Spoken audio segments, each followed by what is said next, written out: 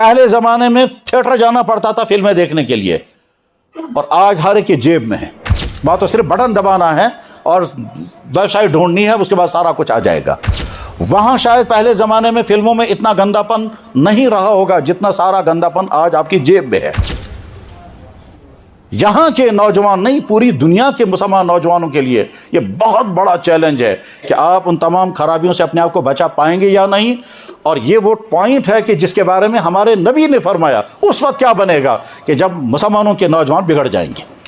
اور صحابہ کرام کو بڑا تعجب ہوا کہ ایسا کیسے ہوگا؟ آپ نے فرمایا ہاں ایسا ہوگا، نوجوان لڑکے بگڑ جائیں گے، وہ لڑکے اور لڑکے دونوں ہوں گے۔ کیف بکم ایھا الناس اذا طغى نساؤکم وفسق فتيانکم، لوگوں اس وقت تمہارا کیا بنے گا جب تمہاری عورتیں ان کنٹرول ہو جائیں گی، اور فسق فتيانکم تمہارے نوجوان فاسق اور فاجر بن جائیں گے۔ فاسق و فاجر بننے کے معنی کیا ہیں؟ یعنی ان کا کردار خراب ہوگا، ان کے تعلقات غلط ہوں گے، ان کی سوچ غلط ہوگی، ان کا اٹھنا بیٹھنا غلط ہوگا، ان کے شوق غلط ہوں گے، ان کی چاہتیں غلط ہوں گی، ان کا فرینڈ سرکل غلط ہوگا، وہ چیزیں کریں گے جو نہیں کرنی چاہیے، جو نہیں کرنے چاہیے۔ ان میں سے اندر سے کوئی سمجھے گا ہے تو غلط مگر کروں گا، کچھ لوگ کہیں گے یہ غلط ہے ہی نہیں میں کرتا رہوں گا، یہاں تک کہ بگڑتے بگڑتے خراب ہوتے ہوتے وہ مرحلہ بھی آ سکتا ہے کہ آخر میں آدمی ایمانی کا ہاتھ دھلے گا۔ کیونکہ جب انسان برائیوں میں ڈوب جاتا ہے اس کے بعد اندر کی حالت اتنی گندی ہو جاتی ہے، جب اس سے کہتے ہیں یار اللہ اسے ناراض ہوں گے، وہ کہتا ہے میں اللہ ہی کو نہیں مانتا، یار اللہ کے نبی نے ہمیں یہ نہیں کہا، کہتا میں مانتا ہی نہیں ان کو۔ یعنی اندر کی حالت خراب ہوتے ہوتے یہاں تک پہنچتی ہے۔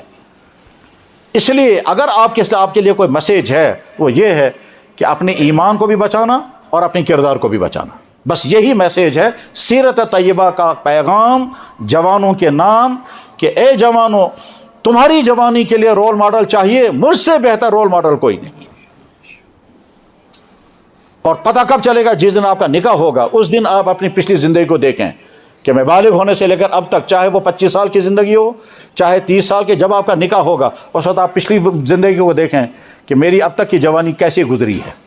کیا کیا غلطیاں ہوئی ہیں، اور اگر غلطیوں سے محفوظ ہیں تو آپ کو اندر سے ایک ایسا اطمینان ملے گا جو اطمینان کسی اور جگہ سے مل ہی نہیں سکتا۔ جب آپ یہ دیکھیں گے الحمدللہ میں نے فلاں جگہ اپنے آپ کو بچایا، میں نے فلاں جگہ اپنے آپ کو بچایا، فلاں جگہ مجھے غلط آفر آیا تھا میں نے وہاں بھی اپنے آپ کو بچایا، فلاں جگہ میں یہ غلطی کر سکتا تھا میں نے اپنے آپ کو بچایا، فلاں دوست نے مجھے فلاں برے کام کی طرف لیا تھا مگر میں بچ گیا وہاں۔ جو بچے ہوئے جوان ہیں وہ اپنی کہانیاں سناتے ہیں۔ مجھے خود بھی اپنے بارے میں یاد آتا ہے جب میں فلاں برائی کی طرف جا رہا تھا اور اچانک اللہ کے مدد سے میں بچ گیا، تو آج جب بھی میں سوچتا ہوں تو خوشی ہوتی، یا اللہ اس دن میں فلاں برائی کے لیے جا رہا تھا میں بچ گیا، آپ نے مہربانی کی میں بچ گیا شان۔ اور اگر کہیں زندگی میں کوئی غلطی ہوئی ہے آج جب یاد آتا ہے تو افسوس ہوتا ہے وہ غلطی کیوں ہوئی ہے۔ مثلا ایک دفعہ میں نے سفر کیا اور ٹکٹ نہیں لیا، تو ٹکٹ نہیں لیا اور ٹی ٹی کو ٹکڑم کر دیا، اور وہ ایک دوست نے سکھایا مجھے ایسے کرو، اب آج تک وہ شاک ہے کہ وہ داغ میری زندگی میں لگ گیا۔ وہ کیوں لگ گیا؟ ورنہ میں کہتا کہ یا اللہ میں نے زندگی میں کبھی چوری نہیں کی، میں کہہ سکتا یا اللہ مجھ سے سیکچول غلطی کہیں نہیں ہوئی الحمدللہ، اور اگر کوئی غلطی ہوئی ہے کسی اور چیپٹر میں تو وہ افسوس ہوگا۔ تو میرے نوجوان بھائیوں تمہاری اس وقت کی زندگی تمہارے اپنے ہاتھوں میں ہے، اس جوانی کو بچانے کی کوشش کرو۔ اگر آپ اس زمانے کو بچانے میں کامیاب ہوگے تو آپ کی اگلی زندگی کامیاب ہو جائے گی۔ اس وقت جو مشکل آپ برداشت کریں گے اس مشکل کا انعام آپ کو اگلی زندگی میں ملے گا۔ یعنی جب آپ فیملی لائف سٹارٹ کریں گے، جب آپ کی شادیاں ہوں گی، جب آپ کاروبار کے ساتھ زندگی گزارنے لگیں گے، وہ کامیاب ہو جائے گی اگر پہلے آپ بچ گئے۔ اور اگر اس زندگی میں آپ نے اپنے آپ کو داغ لگا دیا، کسی بھی قسم کا داغ، کوئی بھی غلطی، چاہے وہ شراب پی ہو، چاہے ڈرگز کیا ہو، چاہے چرس پی ہو، چاہے ڈانس دیکھا ہو، چاہے کسی کا پیچھا کیا ہو، یا کہیں غلط ملاقات کی ہو، چاہے کلاس روم میں، چاہے کسی ہوٹل میں، چاہے کسی سڑک پر، کسی باغ میں، یا کہیں بھی کوئی غلطی اگر ہوئی ہے تو یہ غلطی خمیازہ بنے گی اگلی زندگی کے لیے۔ جناب محمد رسول اللہ نمونہ ہے، قد کان لکم فی رسول اللہ اسوۃ حسنہ۔ اگلی زندگی جب شروع ہوگی تو آپ فیملی لائف گزاریں گے، اس فیملی لائف کے بعد اب آپ کا روزگار ہوگا۔ روزگار یا تو آپ کی ہوگی ملازمت، چاہے گورنمنٹ ملازمت چاہے پرائیویٹ ملازمت، یا روزگار آپ کا ہوگا کیا؟ بزنس، یا روزگار آپ کا ہوگا